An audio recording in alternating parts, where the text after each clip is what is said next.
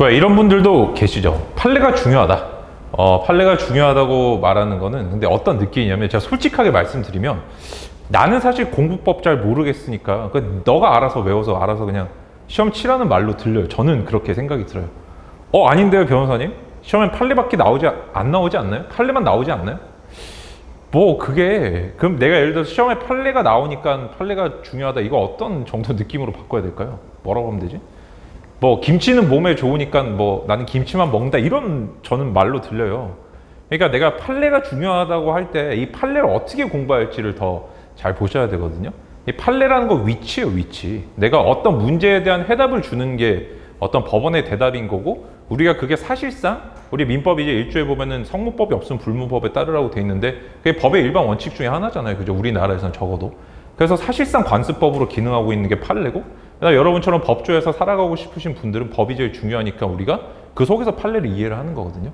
근데 판례가 그럼 형성된다고 할 때는 그 이유가 있을 거란 말이에요. 어떤 문제점 속에서 이게 등장한다는 이런 그 위치가 훨씬 중요한 거예요. 근데 냅다 판례를 외우라고 하면은 모두 다 그냥 그 나와 있는 워딩만 외우기 시작해요. 그 안에 있는 어떤 특정 문구.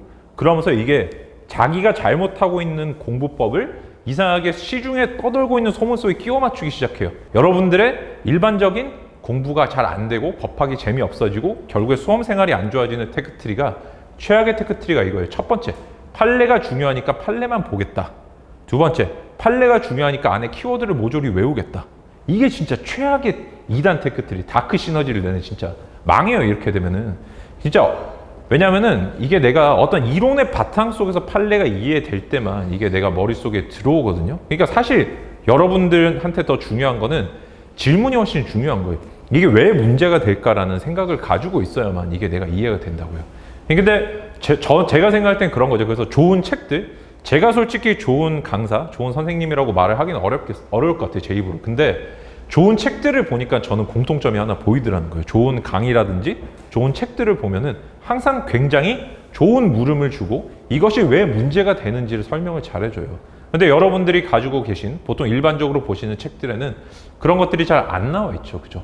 또 시중에 여러분들이 들으셨던 강의들에도 그런 것들이 거의 다 포함되어 있지 않죠. 그냥 해답을 얼마만큼 잘 떠먹여 주는 게 좋은가라고 하는 살짝 제 생각에는 눈 가리고 아웅식의 것들이 많고 그 다음에 심지어 이걸 전달하는 분이 내가 이걸 모르고 말하는 경우가 너무 많아요. 여러분들 요새 인터넷 같은 데 보면은 그 학원 사이트를 굳이 들어가지 않아도 그 강사님들이 유튜브에 영상을 다 올려놓으시잖아요. 근데 저는 이제 저도 법학 전공자고 변호사이고 하니까 그래서 강의 같은 것들을 저도 심심할 때 한 번씩 눌러봐요. 이렇게 다 듣고 이러진 않겠지만 근데 이분은 과연 이걸 알고 말씀을 하시는 걸까? 인터넷 보면 너무 그런 신기한 것들이 많다니까요.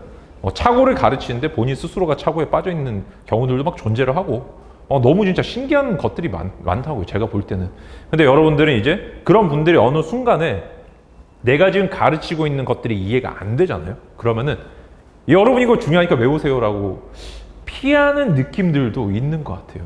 이게 굉장히 조심스러운 말이긴 한데 내가 이걸 가르칠 자신이 없으니 이건 중요하다는 걸로 방법을 바꿔버리는 거예요. 그러니까 방법을 이렇게 해서 이게 당신들이 이걸 머릿속에 이렇게 집어넣으면 좋겠다라고 전달을 해야 정확한 교수법인데 그게 아니라 중요하다 외워라라고 하면은 여러분들 중요해라는데 이렇게 순간적으로 확 넘어가가지고 외운다. 그냥 무조건 외운다.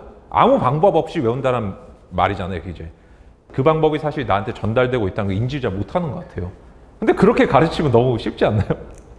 여러분 지금부터 나오는 거 다 중요합니다. 다 외우시면 됩니다.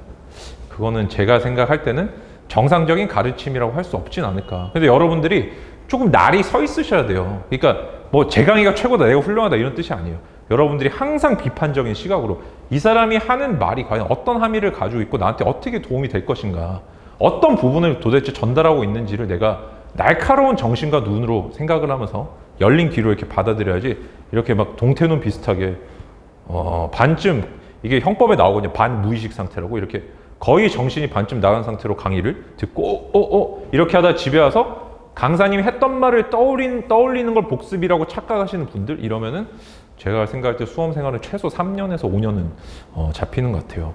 그러니까 여러분들이 제가 오늘 판례가 중요하다 이런 말에 대한 어떤 허구성에 대해서도 좀 말씀을 드리고 싶었지만 판례는 솔직히 제가 생각할 때 전혀 안 중요하다. 판례보다는 판례가 문제가 되게 만드는 논거들 또는 이유, 배치 이런 어떤 논리적인 어떤 순서가 훨씬 중요하고 시험엔 그런 것들이 나온다. 저는 그런 말씀을 드리고 싶어요. 뭐 제가 조금 더 말씀드리면 다들 최신 판례를 외치지만 기출문제 한번 보세요. 얼마만큼 나오는지. 전년도 판례가 얼마만큼 나온지 한번 보세요. 진짜 안 나오고 만약에 나온 것을 내가 틀렸다고 한들 떨어진지 한번 보시란 말이에요. 여러분들 참 너무 이런 소문, 미신, 그 다음에 맹목적인 어떤 나의 어떤 뭐라고 할까 믿음에 너무 복종하는 경향이 있는데 공부라는 게 사실 내가 조금 더 나은 사람이 되기 위한 과정 아닌가요? 저는 그렇기 때문에 그런 생각을 가졌어요. 내가 어릴 때 특히 뭐 중학교 다니고 고등학교 다니고 이럴 때야 좀 비판적인 사고를 할 수 있는 능력이나 지식이나 환경이 아니었다고 저는 생각을 했지만 성인이 되고 나서는 저는 진짜 모든 것에 의심을 갖고 의심을 갖는 걸 공격적으로만 표현 안 하면 되잖아요. 내가 속으로 생각한 건 상관없잖아요. 왜?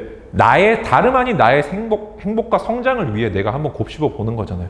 근데 어느 순간 그냥 나도 모르게 옛날처럼 살아가는 그런 느낌. 저는 그래서 제가 좋아하는 밴드들이 얘기가 지금 너무 나가고 있는데 핑크 플로이드라고 있는데 아세요? 거기 보면은 진짜 이렇게 사람들이 진짜 획일화된 인간 군상을 막 그려놓은 게 있어요. 이렇게 더 월이라는 앨범에 보면 노래들이 있는데 뮤직비디오도 엄청 잔혹하고 충격적이에요. 한번 저는 여러분들의 공부하는 모습을 볼 때 가끔 그런 어떤 핑크 플로이드 더 월의 어떤 그 뮤직비디오들이 좀 떠오른다. 너무 잔인하지만 여러분들이 좀 항상 이렇게 살아있는 어떤 지성과 여러분들의 어떤 그 날카로운 어떤 이성을 좀 다듬을 필요가 있지 않나 저는 그렇게 생각을 합니다.